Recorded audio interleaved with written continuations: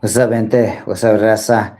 I want to talk about something that's in the news, and I think people should be aware of, and that's that TPS or Temporary Protected Status, which was a law created in 1990, was done away with by the Trump administration. The Supreme Court upheld it. And unfortunately, for a lot of people who were protected, including people from Latin and South American countries, as well as people from the Middle East, there's a big group which about consisted of about 300,000 Haitians from Haiti, the country of Haiti. If you know anything about the country of Haiti, it was the first black country that won its revolution against a powerhouse back in the 1700s, which was France at the time. It also defeated the Spanish. It defeated the Americans. It defeated England.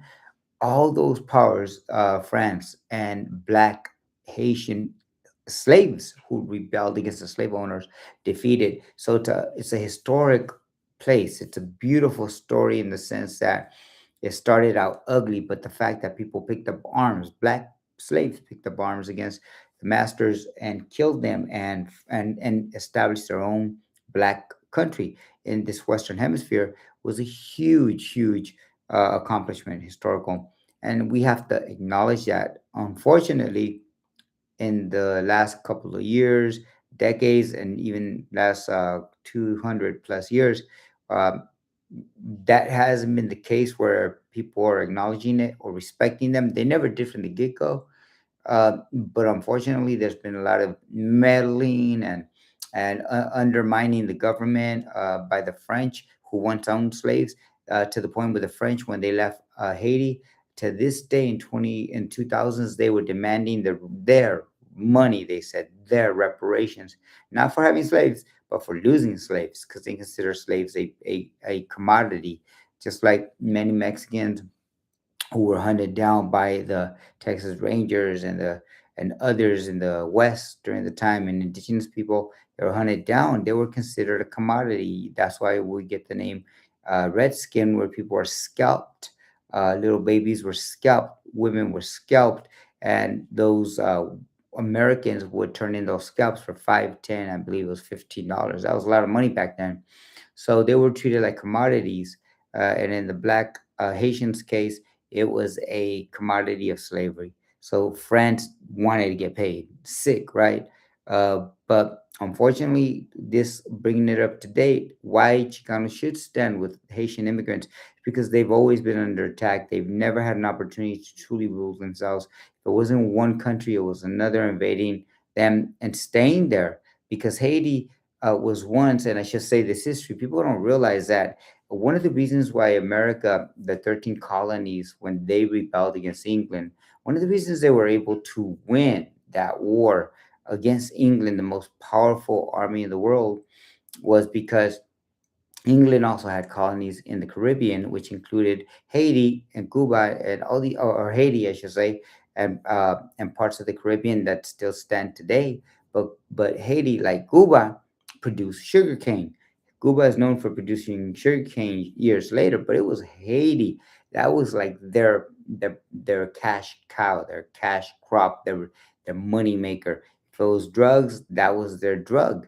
America was not as important. The 13 states were not as important to England as Haiti was.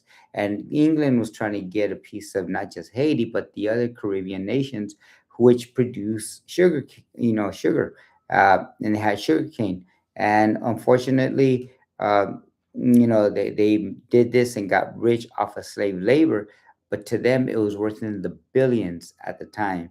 And today, over time, it would be in the trillions. So England saw the 13 original colonies rebel against them, but they're like, what are these, what are they doing? These are colonies where England used to send their criminals. That is true, by the way. America, the first white people that were sent here by England or vanished here were criminals, according to England. The Northeast was very cold. There wasn't a lot of things to do and grow. England knew that the native population would rebel, so it wasn't worth their time investing. So Haiti was that cash crop, that cash cow for them.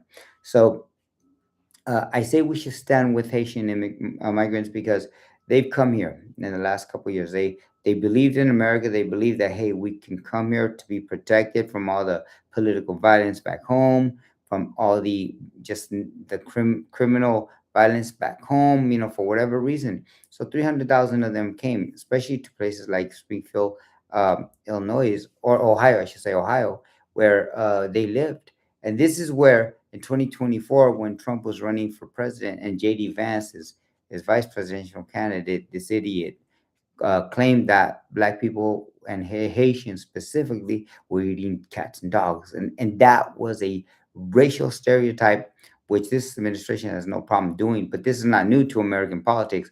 They've always done this to not just black people, but to Mexicans and Chicanos and other Latin American indigenous people. Right? They've always done this to people that they wanted to conquer, is to dehumanize them. That's why I try very hard not to compare people to animals or to things like bugs where we can easily squash them, because when you dehumanize somebody, you make it easier for others to kill them, to take the life, to squash or stomp on a bug, an ant, a cockroach, because we grow up to fear them, to hate them, to feel icky.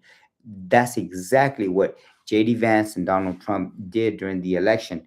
They made people look at the Haitians as a non-human entity. And now, fast forward, they've gotten rid of TPS.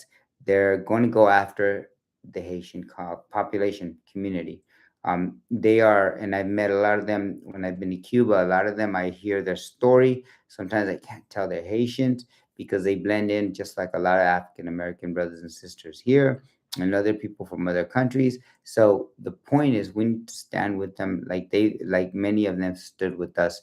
We need to stand with them this time. And if something happens, especially since they're planning to ramp up the deportations, ramp up the stops, we know what it feels like when ICE pulls people over and they've got the okay to shoot and kill them. So we need to ramp that up, or they're going to ramp that up, and we need to ramp up our own actions and standing with them.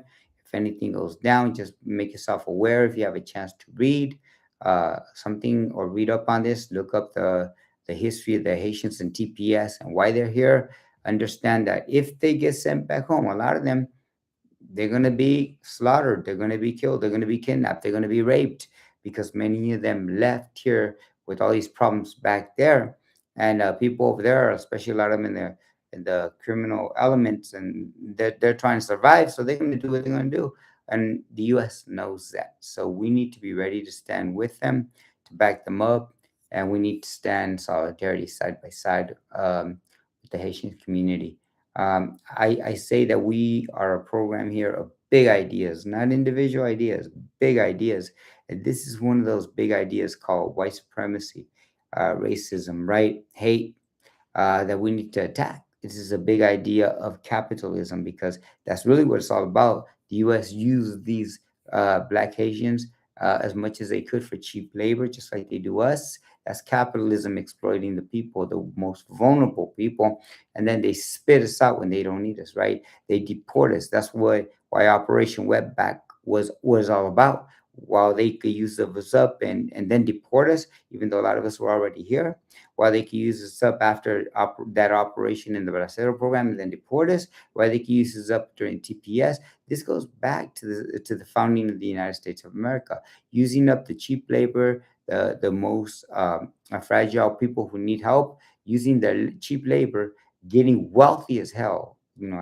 Ask our black brothers and sisters who were kidnapped from Africa, right? Building up this country, wealthy as hell. This country gets from cheap labor or slave labor, and then spitting them out. And that's what's happening with our Haitian brothers and sisters. So let's stand with them in solidarity. Let's stand with them. If anything goes down, it's going to go down. Let's keep an eye out, just like we've been doing against ICE, against our community. Let's keep an eye out and stand with them if ICE comes to their door. So I'm out of here. Ho, que viva la raza, and more power to the people.